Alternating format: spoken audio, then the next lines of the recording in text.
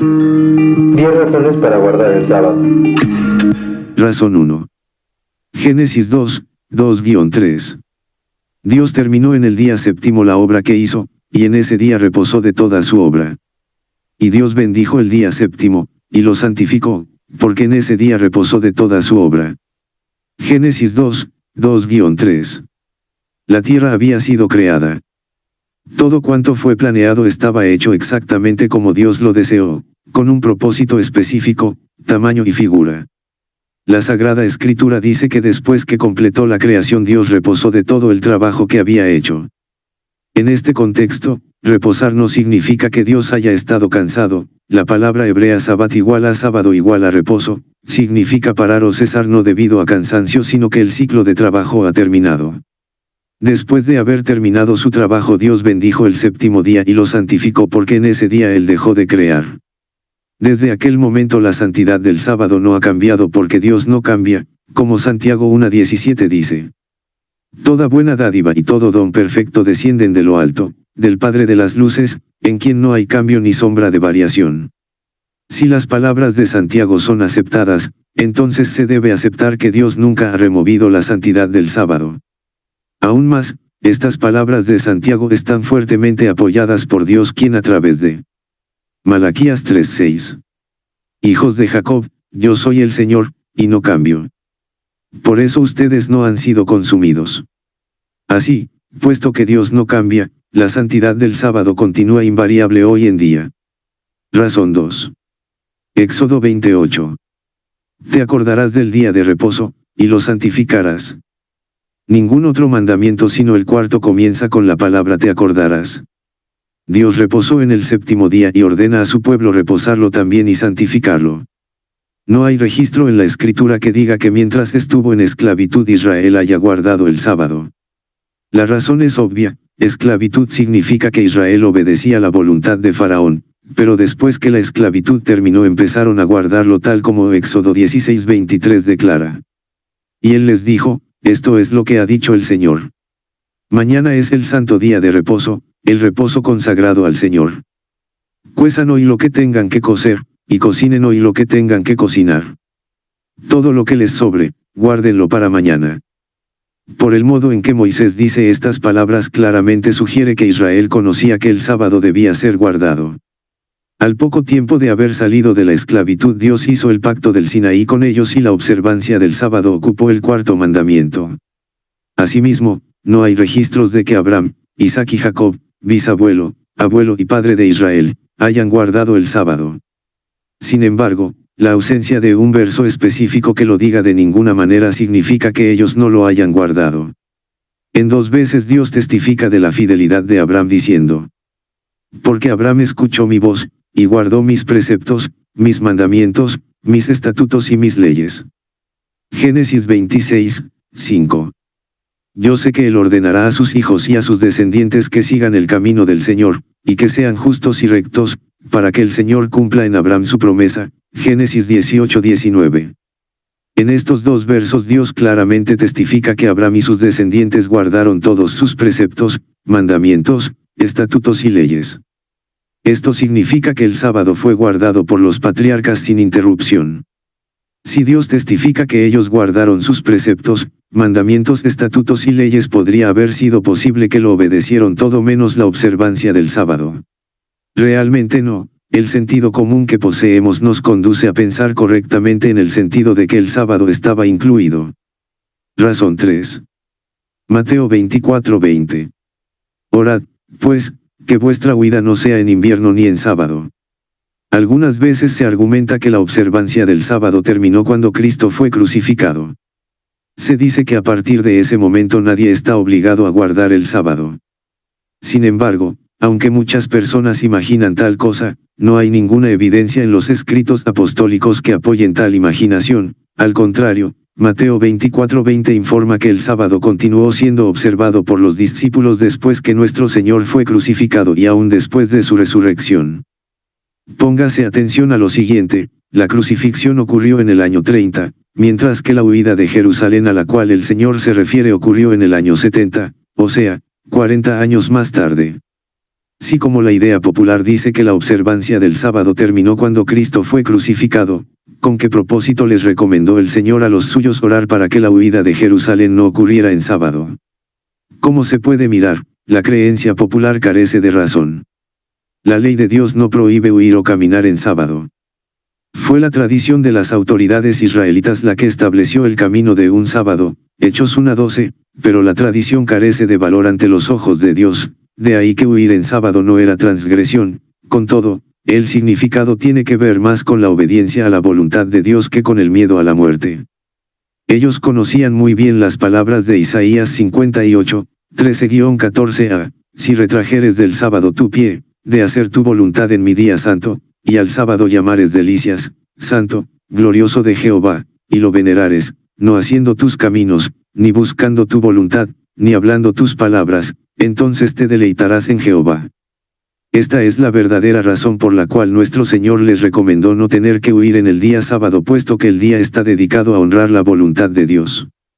El sábado no fue anulado por Cristo en la cruz como algunas explicaciones equivocadamente se lo atribuyen, pues como se ve aquí, aún 40 años después de su muerte el sábado continuaba siendo día de reposo.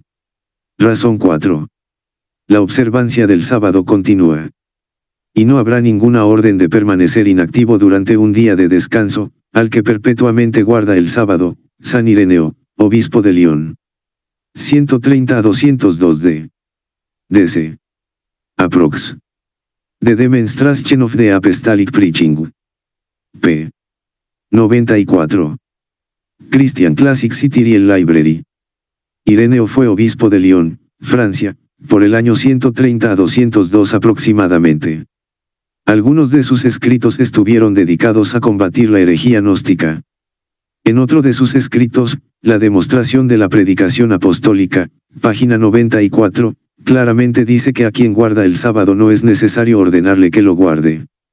Es claro que para el tiempo en que él escribió esto la observancia del sábado era común entre las iglesias, de otra manera no habría hecho esta declaración. Maravillosamente, Ireneo no ha sido el único obispo católico que ha revelado al mundo la verdad acerca de la vigencia del sábado. Obsérvese esta otra declaración. En la nueva ley la observancia del día del Señor tomó el lugar de la observancia del sábado, no por virtud del precepto sino por la institución de la Iglesia y la costumbre de los cristianos. Tomás de Aquino 1225-1274. Suma Teológica. Acerca de los preceptos de justicia. Artículo 4. Respuesta a la objeción 4. Este famoso y respetado teólogo católico claramente ha expuesto desde hace siglos quién instituyó el domingo en lugar del sábado en la religión cristiana, cuya orden miles de millones obedecen. Tomás de Aquino vivió siglos antes del nacimiento de los protestantes que se aferran a predicar que fue Cristo quien lo abolió. Tomás de Aquino dice que el cambio del santo sábado por el domingo no fue hecho ni por Dios ni por el Señor Jesús, dice que el cambio se hizo, por institución de la Iglesia y la costumbre de los cristianos. La pregunta es, ¿cuáles cristianos? La respuesta es fácil de responder, fueron los feligreses de las congregaciones en las cuales los líderes eran obispos que fueron adoradores del día del sol desde mucho antes de su conversión al cristianismo. Por desconocimiento voluntario, o por encubrimiento a propósito, los teólogos protestantes evaden esta verdad histórica y en su lugar citan versículos con los cuales imaginan probar que los apóstoles del Señor abandonaron el día santificado por Dios y en su lugar adoraron el primer día de la semana en el cual los paganos adoraban al sol. Monseñor Luis Segur 1820-1881. En su libro, La verdad plena acerca del protestantismo de hoy. Pág.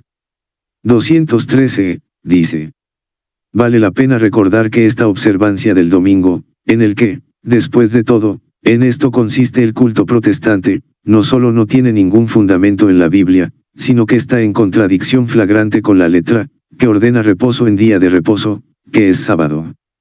Fue la Iglesia Católica la cual, por la autoridad de Jesucristo, ha transferido este reposo al domingo en recuerdo de la resurrección de nuestro Señor. Por lo tanto la observancia del domingo por los protestantes es un homenaje que rinden, de sí mismos, a la autoridad de la Iglesia Católica, el sábado, libros Google.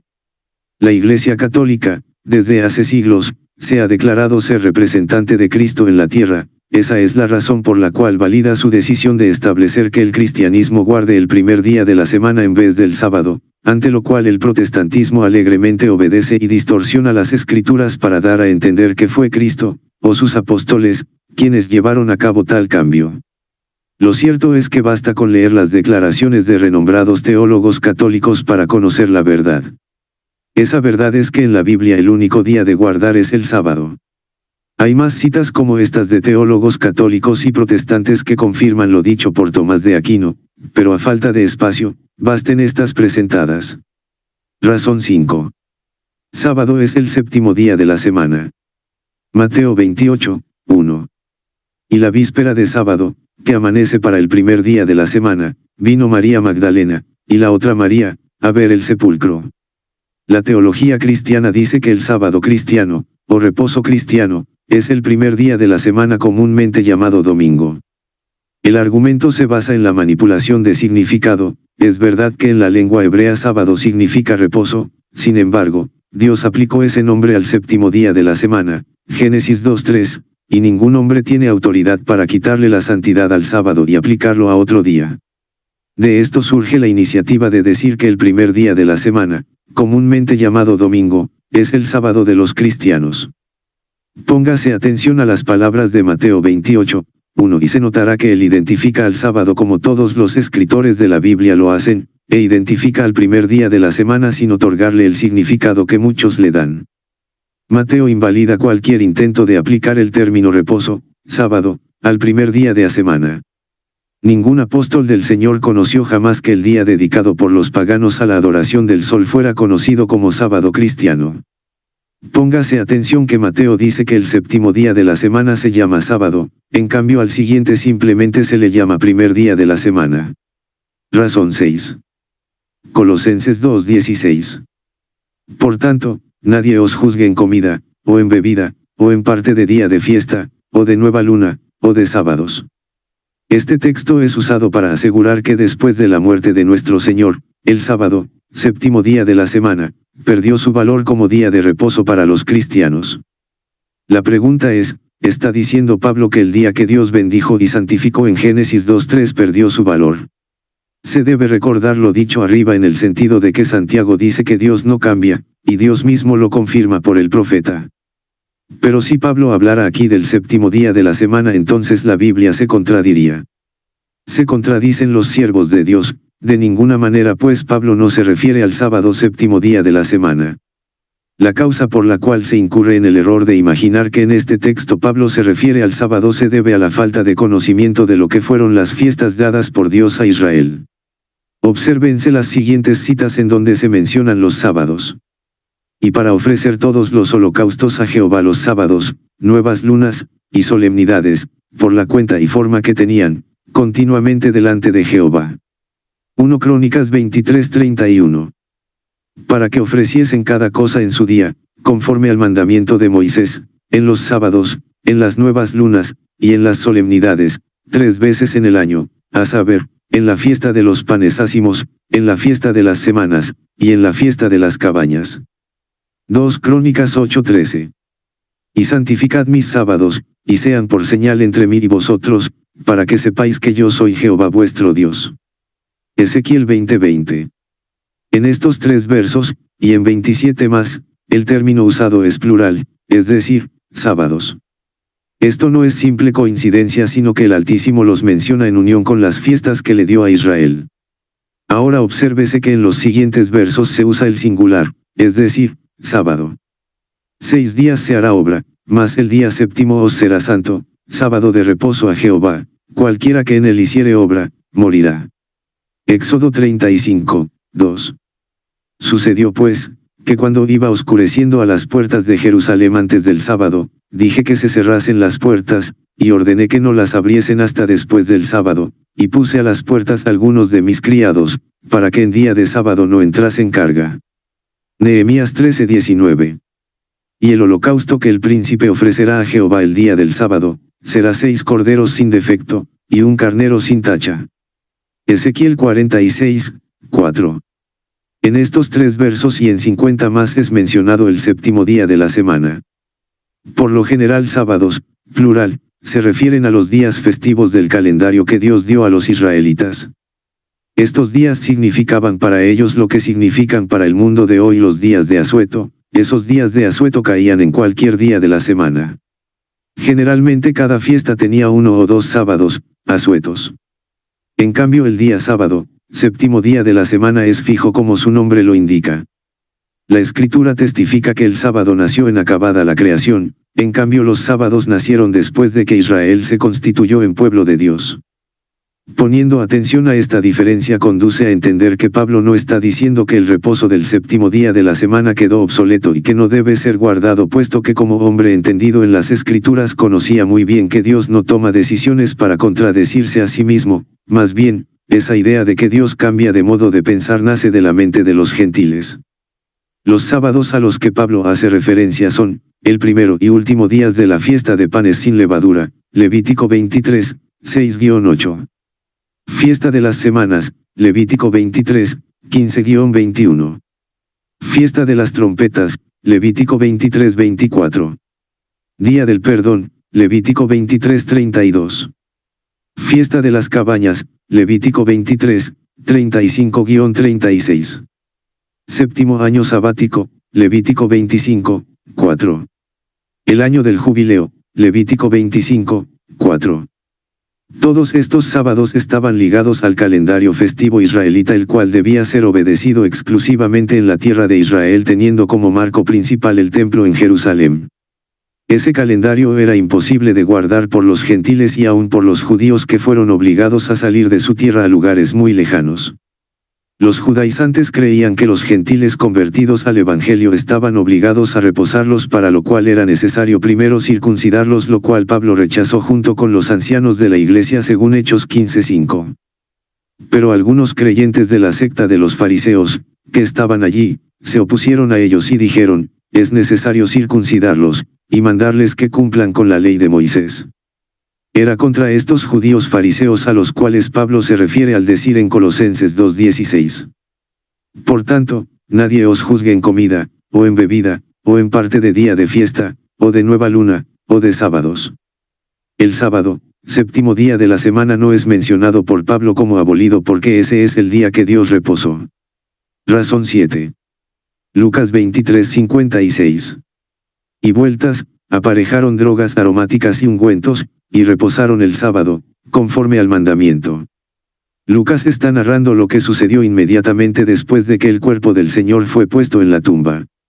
Aquellas mujeres regresaron a sus casas y reposaron el sábado conforme al mandamiento de Éxodo 20, 8-11. Durante 3 años y medio todos los discípulos de Cristo, incluyendo hombres y mujeres, fueron enseñados acerca del correcto modo de entender las Escrituras. El Señor nunca les enseñó que el sábado iba a quedar anulado cuando Él fuera crucificado. Recuérdese Mateo 24:20 de la razón 3.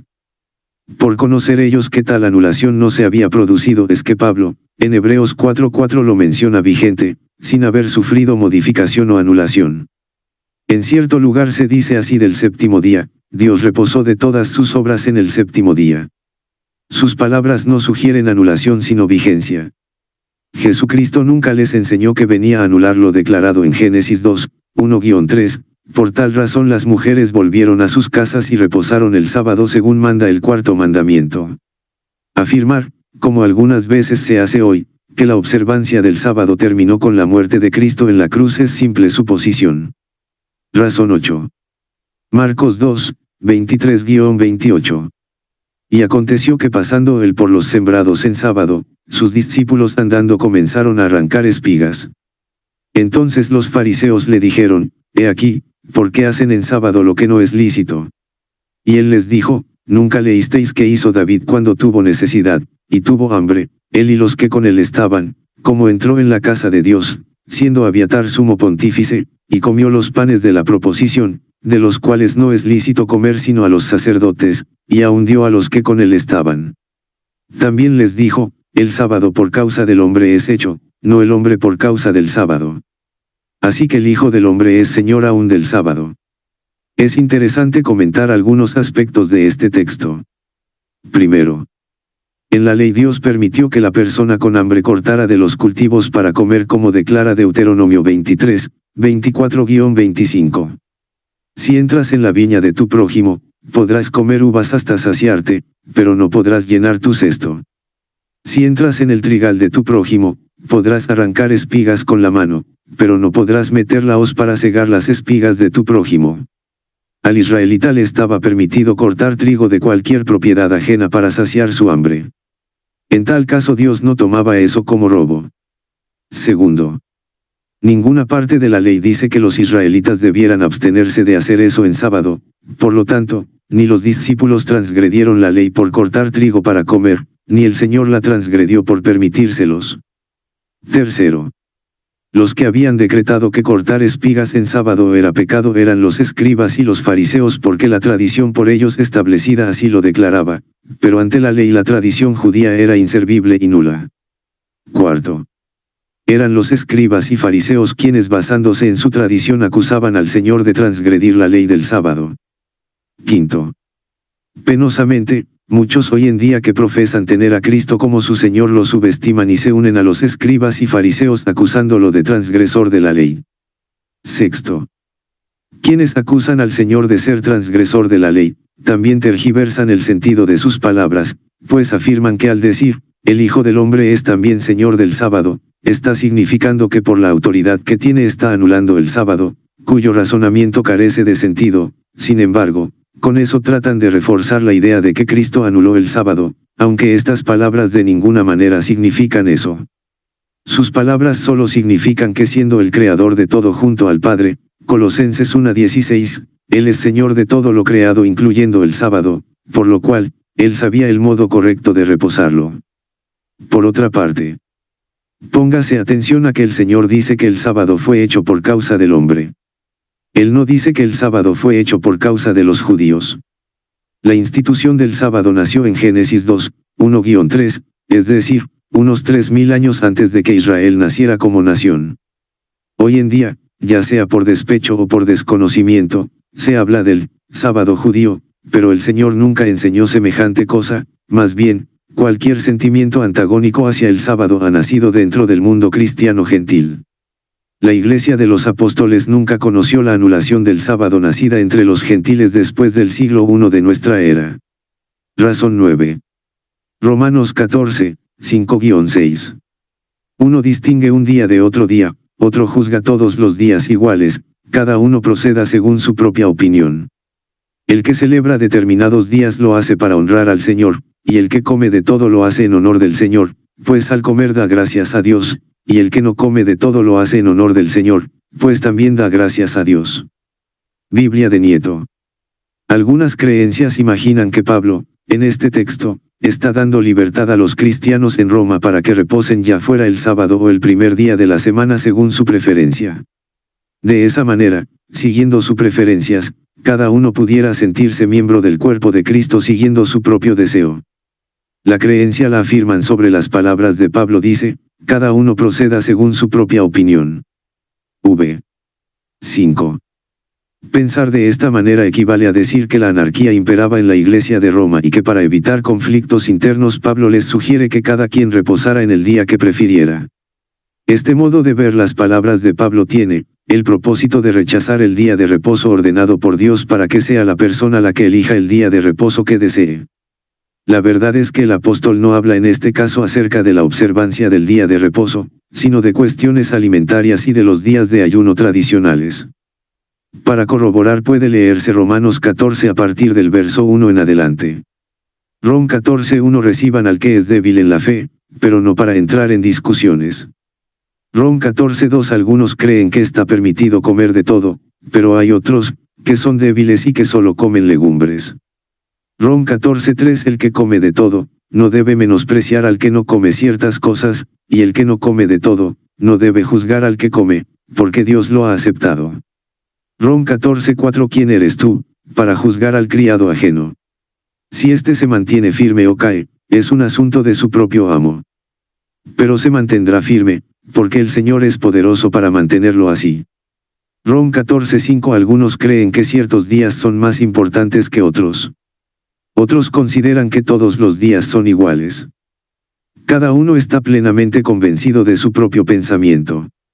Rom 14:6 El que da importancia a ciertos días, lo hace para el Señor, y el que no les da importancia, también lo hace para el Señor. El que come, para el Señor come, porque da gracias a Dios, y el que deja de comer, lo hace para el Señor, y también da gracias a Dios. He aquí lo que estaba sucediendo. Primero, v. 2. En aquella congregación había dos bandos, unos afirmaban que se podía comer de todo, es decir, carnes y legumbres, mientras que los otros creían que se debía comer solo legumbres. Segundo, v. 3. Pablo les insta a que evitaran conflictos surgidos por creencias personales. Tercero, v. 4. Pablo los llama a que desistan de juzgarse unos a otros. Cuarto, v. 5. Aprovechando el tópico de las comidas, Pablo aborda el tema de los ayunos que se hacían por tradición. Los tradicionalistas judíos creían que se debía ayunar en días específicos mientras que otros no prestaban atención a asuntos tradicionales. En esto Pablo no da la razón a ninguno sino que les dice que cada uno hace lo que cree adecuado. Sexto, v. Sexta. Los que daban importancia a días específicos para ayunar, lo hacían pensando agradar a Dios, y los que restaban importancia a esos días pero que posiblemente también ayunaban en cualquier día, también lo hacían pensando en agradar al Señor. En este caso el agrado al Señor consistía en ayunar y no en la selección de días. Séptimo, v6b. La frase clave para entender que Pablo no está hablando sobre si reposar en sábado o en el primer día de la semana está en esta parte: el que come, para el Señor come, porque da gracias a Dios, y el que deja de comer, lo hace para el Señor, y también da gracias a Dios. Obsérvese cuidadosamente que estando hablando sobre comer en días específicos, introduce el asunto del ayuno, y lo hace diciendo que, el que come, no ayuna, para el Señor come, porque da gracias a Dios.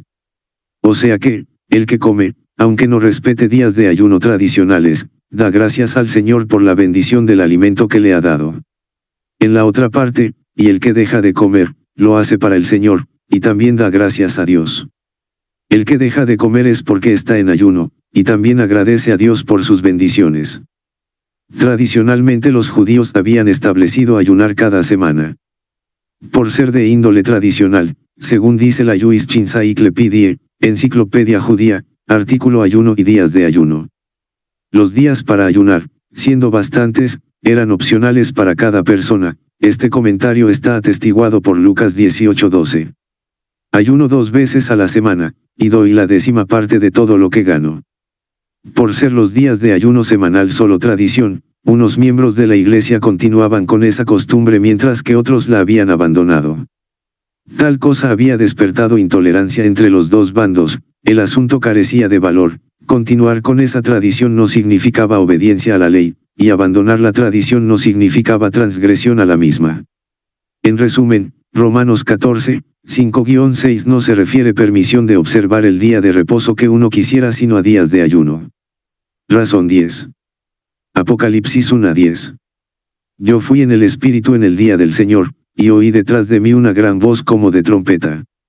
El cristianismo general cree que el primer día de la semana es el día del Señor. Incluso la Biblia aramea en lenguaje sencillo, distorsiona las escrituras griegas del Nuevo Pacto, al escribir libremente, yo fui en espíritu en el primer día de la semana. La inclinación favorable a distorsionar el correcto significado no es reciente, nació por los siglos II o III d.C. por manos de los escritores de la Iglesia Católica. Como ya ha sido demostrado en la razón 4, la Iglesia Católica es la autora de esa enseñanza. Por eso el texto es enseñado de esa manera. Tanto la creencia popular, pastores, teólogos y otros, brindan su pleno apoyo a la decisión de la Iglesia, y como se demuestra aquí, algunos editores de Biblias en lenguaje sencillo le brindan su apoyo cambiando el sentido correcto del texto griego por uno imaginado. Las palabras griegas kuriake gemera, en Apocalipsis 1:10 solo significan día del Señor, no Señor del primer día de la semana. Distorsionar el correcto sentido del texto usando eisegesis asterisco es desafortunado puesto que no se ayuda a las multitudes a conocer correctamente el significado de la palabra de Dios. Asterisco eisegesis es lo opuesto a exégesis, y es el proceso de explicar un texto en base a ideas que son ajenas a las que da el texto, son ideas preconcebidas para afianzar creencias personales. El apóstol Juan, que escribió Apocalipsis, fue uno de los 12 discípulos, aprendió y predicó estrictamente lo que el Señor les enseñó. De manera que jamás pensó que el día del Señor fuera el primer día de la semana, en cuyo día los paganos rendían culto al sol. Juan sabía que el día del Señor había dicho, así que el Hijo del Hombre es Señor también del sábado. Biblia Católica de Nieto. De modo que Apocalipsis 1:10 en la mente de Juan se refiere al sábado, en la teología de la Iglesia Católica se refiere al domingo.